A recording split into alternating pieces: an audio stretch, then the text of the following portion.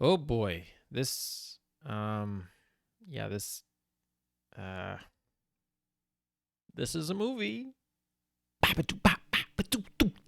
K-Dog's movie review.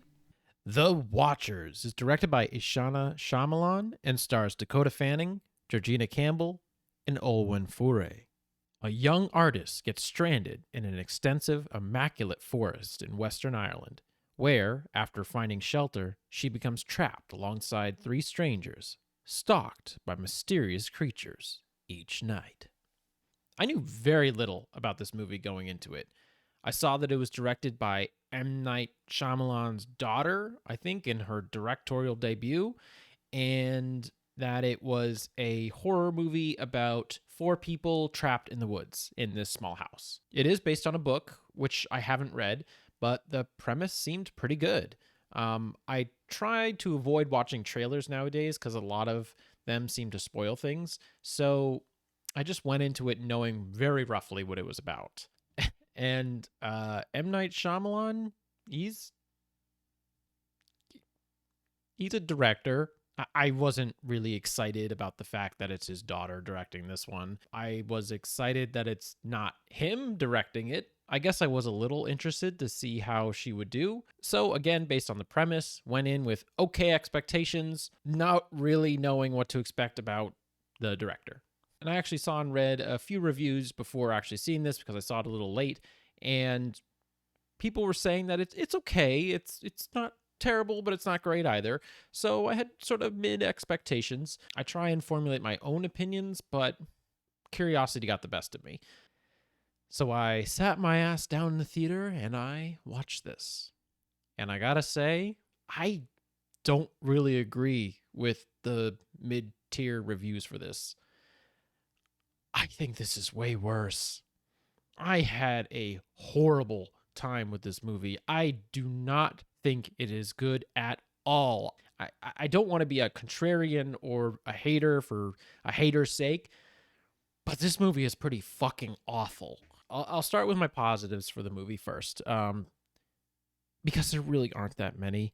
There is a score. I don't know who did it, but it's really well done. Actually, there are a lot of string instruments in this movie. It felt very akin to a lot of like 60s, 70s horror, and I really like that. That stuff really gets to me.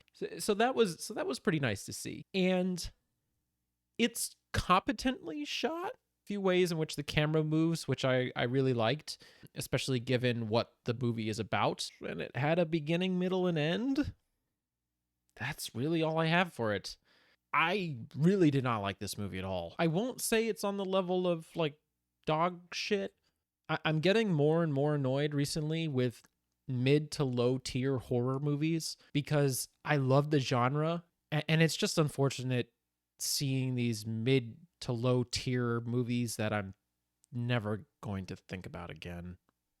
Whew. Okay, so where do we begin? As I said, the story is about this woman played by Dakota Fanning who is tasked with taking this bird to this zoo. She works for a pet store, I guess, and she has to take this bird to this zoo. And along the way, she gets trapped in a forest with these three other people in this glass house, looked at by these watchers, things that are in the woods. Spooky. This entire movie is exposition. From the very beginning, we get characters explaining things. Then we get another scene with characters explaining things. Then the movie actually picks up and goes somewhere. But we just get more explaining things, and explaining things. This movie has such little nuance in the filmmaking. It has no respect for the intelligence of its audience. This movie is constant explaining from the beginning to the end, especially in the beginning of the movie. You know, there isn't a ton of time spent with just Dakota Fanning and the bird, but there's an okay chunk of it in the beginning. And instead of just letting scenes play out as they normally should, we have our character talking to the bird and saying this exposition that we could just figure out from watching what's happening. We don't need to be told every single little thing. I think I would have liked this movie when I was like 14 or something, because there is no stone left unturned in this. Every single thing is figured out to the finest detail, which is hilarious because there are a lot of plot holes, which I'll get into later. But everything is just so overtold. There's no mysticism here. There's no fear of the unknown where a lot of horror shines. Everything is just so overtold, and you're so reliant on this shit plot. Characters like Dakota Fanning's from the very beginning will basically tell us their traits or how we're supposed to feel about them, instead of us actually just forming our own opinions and witnessing it ourselves. And that leads to our characters.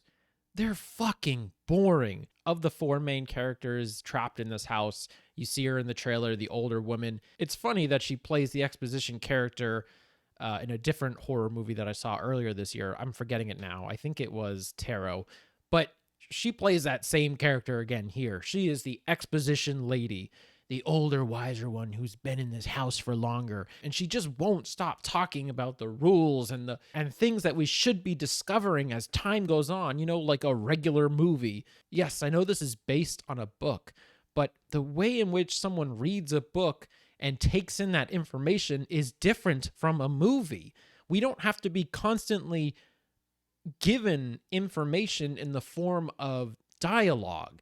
We can just experience it as things happen and learn from those experiences that our characters go through instead of being told what to do and the background of certain things. And it's so funny because there are even moments in this movie where horrific things are happening, where characters are running from certain things, and we'll stop to have another exposition scene. It's like, no, just shut the fuck up and keep running. It's the worst kind of storytelling, and it sucks that M. Night Shyamalan's daughter is doing very much what he does in his movies. The characters here are boring. They have surface level traits that barely go anywhere. We have some semblance of character from Dakota Fanning. She's sort of playing this mysterious character at the beginning, and we learn about her backstory as time goes on, but it's all so surface level. And characters will make the dumbest decisions, or they will make decisions that seemingly fit their character in the moment, but then the next scene, they'll just completely give up on those decisions and those traits and change into a completely different character. Besides maybe Dakota Fanning, no one character-wise is consistent throughout this movie. It's so baffling. And for a movie that over-explains everything, the dialogue is fucking terrible. From the very beginning, we have Dakota Fanning talking to this bird that she has to take to the zoo, and the lines aren't there. I know she could be a great actress, and there are some other good actors in this movie as well, but they're all just done so terribly here. I did not like the direction of this movie at all. And as I said earlier, this movie is based on a book. So you can't give any praise to the creators for creativity or originality, because they're basically stealing from something. So you're really supposed to give them credit for the way in which they tell the story or bring about the scares and the look of things and how engaging the story is and all that other nonsense. But it's just done terribly here. So you really can't give the creators any fucking credit for anything, because the premise, while good, is based on a book. Okay, if our characters aren't great and there's a ton of exposition, it shows us that this movie is going to be very plot driven. So what about the plot? What about the story? It sucks. It's unfortunate, but it really sucks. There are so many plot holes in this movie from the very beginning till the very end. Maybe I'll have a spoiler section where I'll talk about some of these things, but for a movie that is so plot focused and that has such boring characters, I was so fixated on the story. And because of that, the plot holes just kept coming and coming and coming. It was incredibly disappointing. Every scene, there was a moment where I said to myself, that doesn't seem right.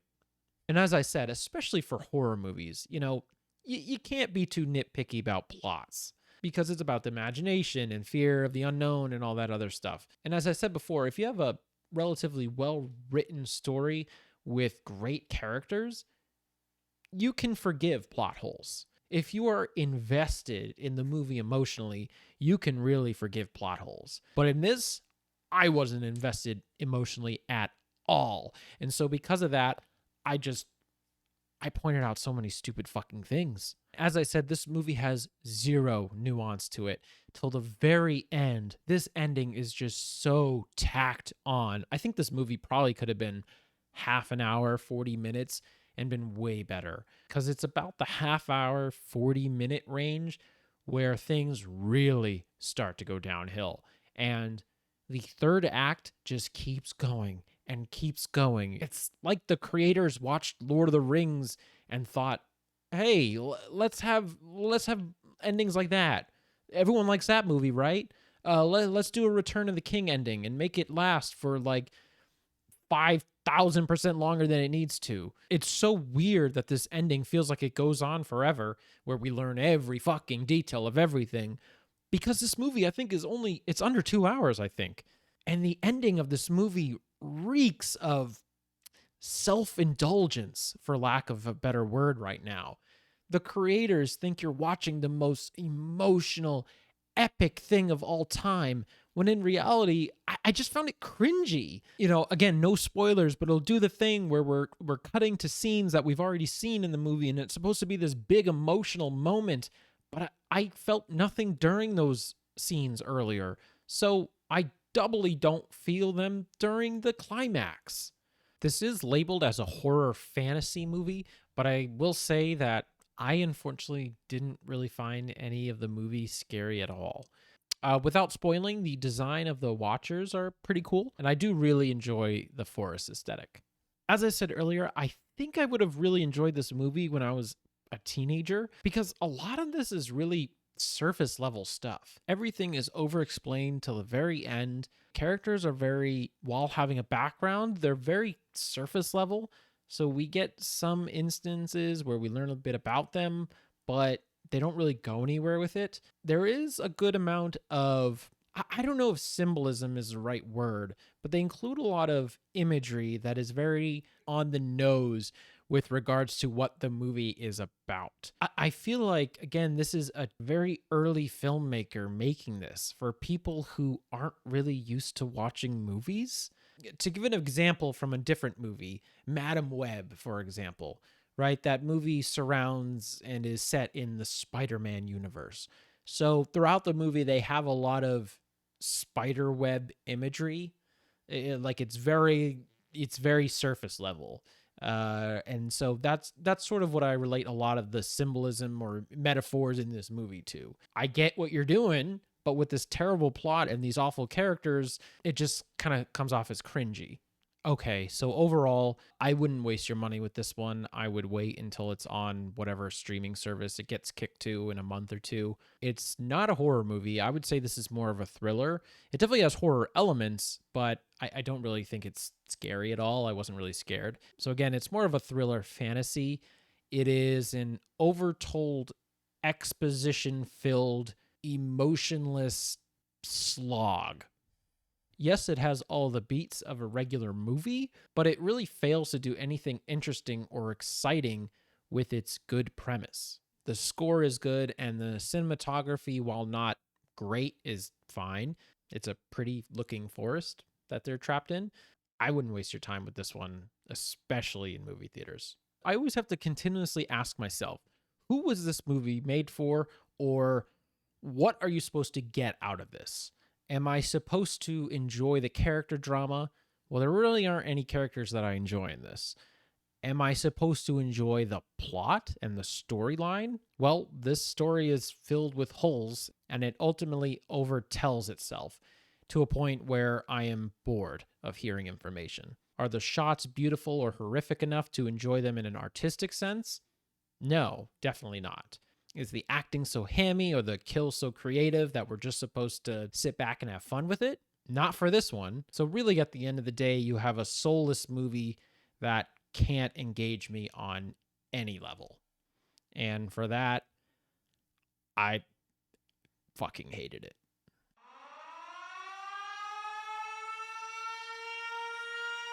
This is the spoiler section. You've been warned. So, as I said, this movie is filled with plot holes. I'm really probably only going to talk about 2 or maybe 3. You could really have a field day with this. But it starts from the beginning. Dakota Fanning's character taking this bird to a zoo, and the zoo must be in the middle of nowhere because she drives down this road surrounded by forest until her car just stops working. She steps out of her car and she decides to just walk until she gets to the house where she's trapped. That would be fine on its own, but the movie even shows her passing a gas station with all these postings of other people who have gone missing, who've gone down this road. So, where's the zoo? And do we ever get there at the end? I don't think so. Because she ends up keeping the bird that ultimately survives this horror. Who works at the zoo? Does anyone who goes down this road to go visit the zoo get lost too? That was just a small thing. So anyway, she gets to this house in the middle of the forest where there are these 3 other people who've been trapped there for months at a time. And instead of just going straight ahead and asking all the questions that she should be asking, we sort of learn things as the time goes on, which makes sense for a movie, but when you think about what's actually happening, Dakota Fanning ends up asking like a singular question every day. And so I just feel like she should have asked all these questions immediately. Like, we're learning as time goes on more about these things and about our characters' backstories. She eventually asks, like, how long have you been here? Like, multiple days after they've already been there? And it's like, wouldn't you ask that immediately? Having these quick interactions so that Dakota Fanning can ask a question and the audience can learn what's happening. It's just exposition, exposition, exposition. So we keep going until basically we learn that the Watchers are changelings, these creatures that can take the form of any animal, including humans. But the whole point is they haven't really perfected humans yet, so everything looks a little off. And so when they try and become human, the face looks weird, or, there's, I don't know, an extra finger or something, whatever. It just, everything looks a little off about them. So they're basically watching our main characters so that they can learn how to be them. But if they're out at night, they'll kill them. So it's really this weird, twisted thing of, we need to watch these characters so we can become them, but at the same time, we're going to kill them if we see them. Like, I don't know. I don't really get it. And what I was saying about the metaphors in this movie, it's all very on the nose. They go into this small house and they only have access to one videotape or DVD of a Love Island type show, a reality TV show where we're looking in on these other humans as they live in this house. Meanwhile, our main characters are trapped in this single house with things watching in on them. Do you get it? Do you get it? It's like the characters in the TV show are the main characters we're following. You get it? Get it? Get it? Oh, and Dakota Fanning at the beginning, because she's a distant character, she puts on wigs and pretends she's someone else to random men she meets at bars, almost like she's changing shape into another form, much like our Watchers. Do you get it? Do you get it? Oh, and Dakota Fanning. She likes to do this little thing where she mimics things that she's already heard over and over again, like a voicemail she's listening to, or a TV show she's watching, or things that her mother said when she was young. She's mimicking other things that she notices, much like our creatures. Do you get it? Do you get it? It just felt like these kinds of things or images were just thrown in so that you could say, like, yeah, we have themes, we have metaphors and symbolism. So anyway, they eventually get into the underground bunker. And what was really annoying about this movie is that these conversations are so surface level between our 4 main characters. We're only learning about exposition involving the creatures. We're not really learning about our main characters in any way. And they have a moment or two later on where they finally reveal like one fact about themselves. And that's meant to be this like, oh, we're finally connected. We're human. And I don't know. It just felt like so unnatural. It felt like, and honestly, it kind of felt like a changeling wrote this movie. It's like, I've seen movies before. They're supposed to include these things, but they're not really done right. It's kind of just all done awkwardly. I think it would have been way more interesting, and I thought we were going to explore this, how these four characters learn to live in this tiny living room sized house for months at a time, the psychological toll it has on them, the survival aspect of getting food and water. They just scratch the surface with these things. It's like something that's mentioned here and there, but they don't really dive into it in any way. You know, they'll have a singular scene where a character psychologically breaks. But then the next scene they're perfectly fine and they're interacting with our other characters like nothing happened. It's really weird. So anyway, our characters finally get into the underground bunker that they never fucking bothered to pull up the rug and see for months at a time. And we get more exposition in the form of webcam footage. We figure out that there was this professor from a university who has been studying these things forever. He had sex with one of them and created this changeling that he kept behind a locked cage in the bunker for a long time. He eventually let it out. And this is where another plot hole comes in that they sort of wrote themselves into, by the way. It's said in the videos that the doctor created the bunker by hiring local men from the town to come help him build it. But every night, since the Watchers come out at every night and kill anyone they see, the doctor would hire the men during the day, have them work on it until it became nighttime. The Watchers would kill all of those builders, and then the next day, the doctor would go out and get even more community members to come help him build this house and underground bunker. What? You mean to tell that the bunker was like fucking metal? It had a cage in it. The house is glass. How the fuck did he hire this many local community members? How many people did he fucking go through? I mean, you think after like, you know, the 5th day of making this thing, there'd be like 30 men missing, and people would be like, yeah, I'm not going to go with him. That doctor guy seems a little sketchy. It was a weird detail that they included that they really didn't have to, because it just makes people who are watching it like myself say, wait a minute, how? What? How did that happen? The other thing too, this footage that we're watching for exposition was filmed in 2009. And I guess this movie is set in modern day times. And the guy says, if you ever find this footage, go to my university and burn all of this information. Get rid of all of it so that others can't suffer the same fate that you are or I did. So our main characters are able to get out. They find this boat and they are able to get out of this forest. 3 of them eventually get out. The 4th one doesn't because he's an idiot and he sees someone that he recognizes, and so he goes to them. After learning all about how they mimic people, and they've already seen a Watcher mimic someone else before, he still goes anyway. He dies. Dakota Fanning goes back to that professor's original office, and after 15 plus years, it is still there, fully intact. No, that would not happen. You mean to tell me a professor has been missing or presumed dead for X number of years and they just left his office as is? Things aren't missing from it.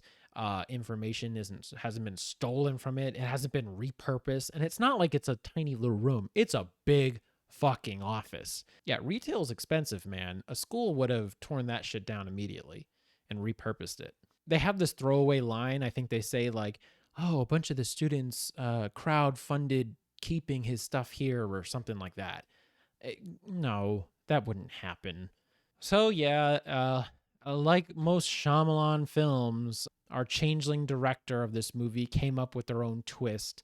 I think her name was Madeline, the older lady. She ended up being a Watcher or changeling all along. The professor who originally built the bunker and lived there, he had a wife that died. He had sex with one of these fairies or the changelings to basically try and create a changeling that looked exactly like his wife in order to recreate his wife again. and it ended up becoming the old woman we see in the movie. I think there are definitely some plot holes here. The biggest one being that she's out during the day. And they have this throwaway line where Dakota Fanning says, "Oh no, she's different. She can do this. She can go out during the day. There's probably tons of them like us who are just out in our world living amongst us." The movie already established that there are certain rules, but then they just break the rules with a single line. But whatever. So that's the big reveal. By this point, I'm fully checked out. I don't care. But our movie just keeps going and going and going. And Dakota Fanning has this scene where she's trying to be all emotional and say, like, you know what it's like to be human, to live amongst us. You've seen us. And it cuts back to these moments where like the characters are just like standing next to each other and having these conversations that we saw or have no emotion behind them, and we're supposed to learn that like those were the moments that were so impactful on our changeling, and so she decides to just become a bird and fly away and live amongst the people as a changeling. I don't know. There's much more I could talk about, but I'm just tired. My voice is gone. I'm tired. I'm whatever. Till next time.